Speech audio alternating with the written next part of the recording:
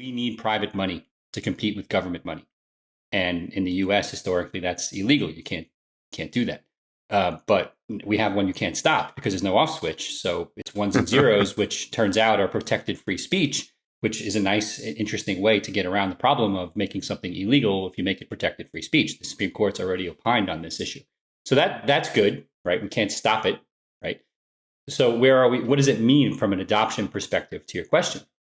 I actually think that, having like a Bitcoin ETF, governments holding Bitcoin, I think these things are interesting from a marketing perspective, but I don't think that they actually solve long-term real problems for anyone. Okay. Obviously if RFK got his way and the government bought 20% of Bitcoin, the value of Bitcoin would go up to $100 trillion. And so for those people who hold Bitcoin, congratulations. Okay. That's not the point of Bitcoin, right?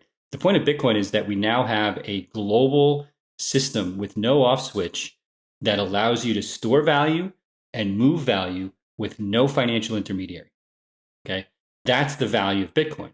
The fact that you can hold it in a vault and trade it, via security, which is what an ETF is interesting. It makes it accessible to more investors, which is fine if you're hoarding it. It's just another way to hoard it then, right? But long term, it's not why I got into Bitcoin, right? I got into Bitcoin because it solves the problem I'm talking about.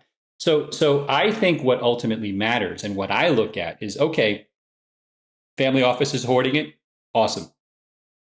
Hedge funds, mutual funds buying it, fantastic, right? We're going down that, and now with the ETFs, you get to kind of middle class retail, IRAs, 401ks. Now what I'm looking at are what's happening in Africa, what's happening in Southeast Asia, what's happening in the poorest parts of Latin America. Venezuela, which used to be one of the wealthiest countries, right, in the South American peninsula, via these moronic, idiotic, communist policies, has become one of the poorest countries, right? Where are we with Bitcoin adoption there? What Milei has done in Argentina is interesting to me.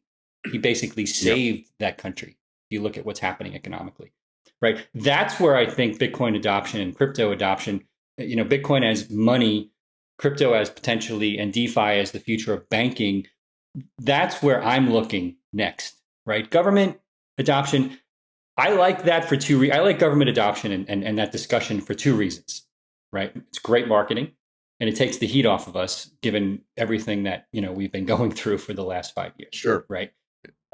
So maybe not the answer you were expecting, but for me, if it really is the kind of the people's money, right? And I don't really look at it myself that way, but it's a good way to capture the idea, right? Does everyone have access? Can everyone use it? And right now, that's not true. Not everyone can, but we're inching closer to that.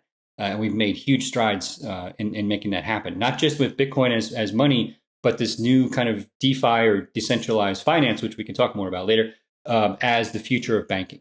And for me, it is the abundance thesis, right? It's the means by which we create global abundance, accessible to all.